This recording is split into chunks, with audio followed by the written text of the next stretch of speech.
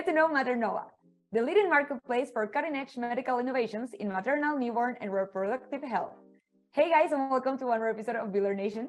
For today's interview, I'm super excited to get to know Meg Wirth, founder and president at this company. She has advised dozens of entrepreneurs and startups in women's health and global health. So welcome, Meg. Super happy to have you here. Welcome to Builder Nation. Thank you so much. Thanks for having me, Elisa.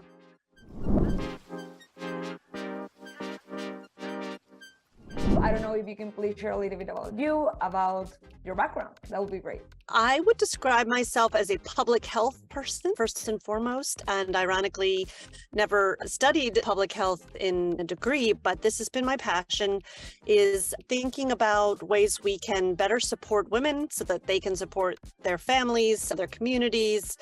I'm someone who focuses on one issue and sort of specializes. And I started this when I was 21, and eventually this passion led me to this company. I would never have predicted the path that it took, but that is sort of a snippet about me. Wow. So you were 21. You were such a baby, Meg.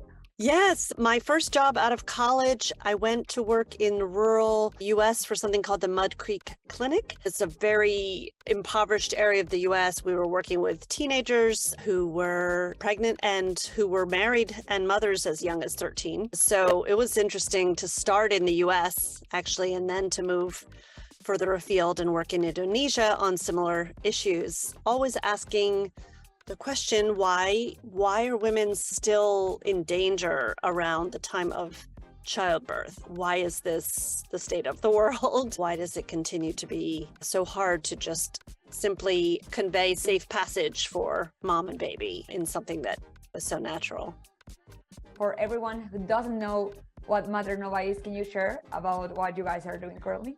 Absolutely. Yeah. So we're building an e-commerce marketplace that is really focused primarily on innovation in maternal and newborn health medicine, mostly focused on devices and diagnostics. We could get into all the reasons for that, but there's a pretty good, it's not ideal, but there's a robust global set of energy and companies and nonprofit groups working on contraception. But we found when we were starting out that devices and diagnostics in the hands of a trained midwife, trained nurse, or clinician, doctor, obstetrician, et cetera, can really change the odds around the time of childbirth. And so we set about to become the place where people from around the world who are making the procurement decisions for their hospitals could come and find the latest devices and diagnostics. Fancy words for gadgets, but it is a whole area of innovation and an area of global trade that has become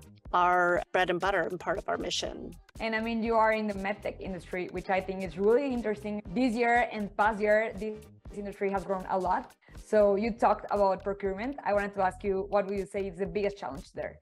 Yeah, well, I don't know if I could even just choose one, but when you think about global trade, I don't know what comes to your mind, but it might not be devices, diagnostics, and medicine. And yet there's a whole group of countries that are manufacturing these products. And then there's another group somewhat overlapping who are importing the products. And how and where the priorities for that trade occur is part of what we're sort of tackling, and that's part of the challenge.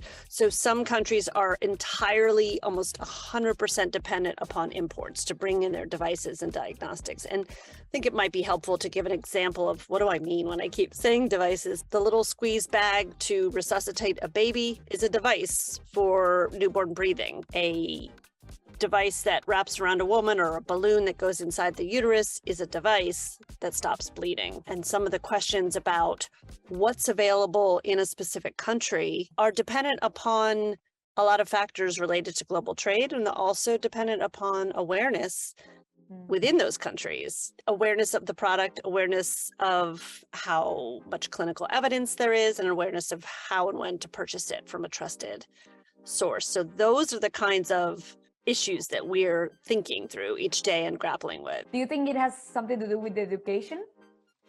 I would say not really, truly, not really education, because the people who are using the devices are educated. I think it has to do a little bit with bandwidth and language. So the clinicians who utilize the devices are busy providing clinical care. They don't necessarily have time to go poring through the journals or researching what's the latest thing that's happened in devices for postpartum hemorrhage, stopping bleeding, or they might have seen something, but again, that's not what they do. They don't seek out devices and bring them into the country. They focus on clinical care. And so I think it's a matter of bandwidth and awareness, not so much education. But your point, though, certainly for maternal health in general, the individual citizen, that does have something to do with education for sure. Since everything's changing so quickly, all of these devices are kind of new for a lot of women, right? So, and you're so right, Elisa, about femtech, like the concept of medtech, femtech. We didn't even have vocabulary or language or hashtag 10, 12 years ago, but it is certainly a wave. And the slice of femtech that we're interested in is empowering women around reproductive health. But again, specifically maternal health. I love all of the focus on femtech, but we're laser focused on making childbirth safer for those who choose to have children or end up having children. I love that point of view. Thank you so much for sharing. And I know that you guys recently established a distribution agreement with MedMira to make rapid diagnosis. So if you can talk a little bit about it, that would be great as well. Absolutely. I mean, rapid tests, we all know now for reasons I won't get into, but everyone's familiar with point of care rapid tests. And we are really thrilled to be working with the Canadian manufacturer MedMira for a number of reasons. Their test is very elegant. It tests for things like HIV and syphilis, and it tests for HIV and syphilis together on one test. So you can imagine how simple and efficient that is to know these two issues, which do often coincide. It's cheaper, it's faster, it's more intuitive to just use one test. They also have a test for hepatitis B, hepatitis C, and HIV all in one, a triple test. And the important thing about MedMira's tests are that you can see the readout with very high sensitivity and specificity in under 3 minutes. So we all know as well from recent pandemic experience that that's pretty fast. So we are just thrilled to be working with MedMira on distributing those tests and all over the world. Talking about the next steps of the company, what will you say they are? Organically, we started to get a lot of demand from Latin American countries over the last 5 years, really. And so to respond to that demand, our sales team now is bilingual, at least in Spanish, if not Portuguese as well. We are also bringing in a new CEO, which will be announced tomorrow. You're getting a sneak peek. Dr. Gabriela Salvador is native, born in Argentina, has lived in the US and worked in all over the world. And so the going global, it certainly starts in Latin America. We have other team members who are very familiar with India and have built very, very strong relationships in India, in Bangladesh, Pakistan. And so those are two of the areas where we're focused. That's great news for the company. Thank you so much for sharing. And last but not least, one of the last questions I wanted to ask you, Meg, from your perspective, where do you think the future of the medtech industry is going? That's a great question. I am no expert, and as I said, I'm really focused on a slice of femtech, but we're certainly not just watching, but starting to get involved in the movement to home-based medtech. So a lot of the procedures, not just the telemedicine, but a lot of the procedures, the tests, the checkups, et cetera, and everything happening in the home. You can start to see that with sexually transmitted infection tests being mailed to the home.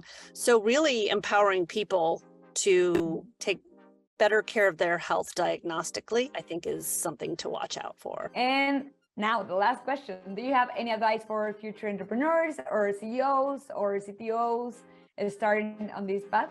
One thing that I do always say is it's really helpful to have mentors and a board who have built multiple startups before. If you don't have the idea yet and you're looking, the best thing you could do is work in another startup to see how it is on the ground. And I think it's that mantra of surround yourself with people who've already walked that walk, and you'll save yourself a lot of time. Great advice. Thank you so much. And thank you so much, Meg, for being here, for sharing your experiences. Do you have any social media handles? Where can people find you or the company? Absolutely. We're at Maternova on Twitter and Facebook, and Maternova_Inc on Instagram. We're looking for partners and innovators as well as customers, of course. Meg, thank you so much for being here. And remember, guys, that you can also find more information, interesting articles, interesting interviews, just like this one with Meg, directly on our website, ControlHub.com/builder-nation. We would love to hear from you. And once again, Meg, thank you so much for being here. It was a pleasure to have you at the podcast today. Thank you so much. Have a wonderful day, Lisa. Talk to you soon.